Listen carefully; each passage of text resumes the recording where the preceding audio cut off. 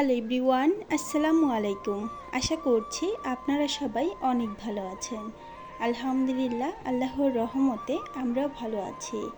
আজকে আমরা এসেছি ঢাকা থেকে অনেক দূরে একটা গ্রামে।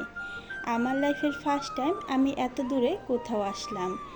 আপনারা হয়তো এই ঘরগুলো দেখলেই বুঝতে পারবেন আমরা কোথায় এসেছি। আমরা এসেছি বিক্রমপুর। আমরা এসেছি মূলত আমার হাজব্যান্ডের একটা ফ্রেন্ডের বিয়ের অনুষ্ঠানে। আমি যেহেতু ঈদের দিন আমার বাবার বাসায় চলে গিয়েছিলাম, ঈদের কিছুদিন পরেই এই বিয়ের দাওয়াতটা ছিল, তাই আমরা সকালবেলা নাস্তা খেয়ে আমার বাবার বাড়ি থেকে রওনা দিয়ে পড়ি ঢাকায় আসার জন্য। ঢাকায় এসে ছেলে মেয়েকে গোসল করিয়ে নিজে গোসল করে তৈরি হয়ে তারপর আমরা দুপুরবেলা আবার বের হয়ে পড়ি বিয়েবাড়িতে যাওয়ার উদ্দেশ্যে। বিয়েবাড়িতে যেতে যেতে আমাদের অনেক লেট হয়ে যায়। কনের বাড়ির মানুষ চলে আসে, আমরা যেহেতু ছিলাম বরের পক্ষের মানুষ, আমরা গিয়ে খাওয়ার জন্য টেবিলে বসে পড়লাম।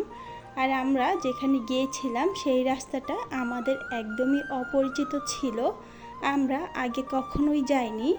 আর আমরা যেহেতু আমার হাজব্যান্ডের বাইকে করে গিয়েছিলাম, তাই আমাদেরকে লোকেশন জিজ্ঞেস করে করে এখানে আসতে হয়েছে।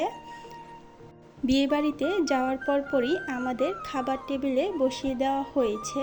বিয়েবাড়িতে আসতে আসতে প্রায় 3:30টার মতো বেজে গিয়েছিল। টেবিলে সবগুলো খাবার এক এক করে সাজিয়ে দিয়ে যাচ্ছিল, আর আমরা খাবার খাওয়া শুরু করে দিলাম। আর আমার ছেলেটাকে ঘুম থেকে তুলে গোসল করিয়ে নিয়ে এসেছিলাম, তাকে তার কোনো খাবারই খাওয়ানো হয়নি। পুরো রাস্তা জুড়ে সে শুধু পানি খেতে খেতে এসেছে, যেহেতু তার ফিটারটা ভরে আমরা পানি নিয়ে গিয়েছিলাম। এখন তাকেও একটা প্লেটে খাবার দিয়ে দিলাম, সে বসে বসে সেগুলোই খাচ্ছিল মাশাল্লাহ।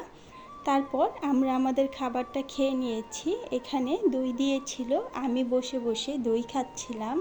আর আমার ছেলে মেয়ের খাবার খাওয়া এখনও শেষ হয়নি।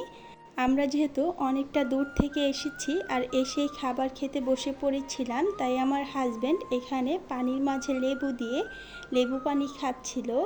এই তো খাবার খাওয়া শেষ করে নতুন বউ দেখে আমরা এখন বের হয়ে পড়ছি। যেহেতু আমাদের বাসাটা অনেক দূরে, আমাদের যেতে অনেকটা সময় লাগবে, তাই আমরা এখানে আর লেট না করে বাসায় চলে যাব। আমাদের নতুন বর এগিয়ে দিয়ে গেল আর যাওয়ার সময় বলে গেল তাদের বাসার পাশে সুন্দর একটা জায়গা রয়েছে ঘোরার জন্য, সেখানে গেলে নাকি ভালো লাগবে। তাই আমরা বাসায় যাওয়ার পথে সেই জায়গাটা একটু দেখে যাচ্ছিলাম। বাইকে করে যেহেতু গিয়েছিলাম, বাইক থেকে আর নামা হয়নি। জায়গাটা অনেক সুন্দর ছিল। আর বাসায় যাওয়ার পথে আমার মেয়েটা বলছিল তার নাকি অনেক ঘুম ধরেছে, তাই তার বাবা একটা জায়গায় বাইকটা থামিয়ে দোকান থেকে গ্লাসে করে পানি নিয়ে আমার মেয়েটার মুখ ধুইয়ে দিচ্ছিল, যাতে তার ঘুমটা চলে যায়।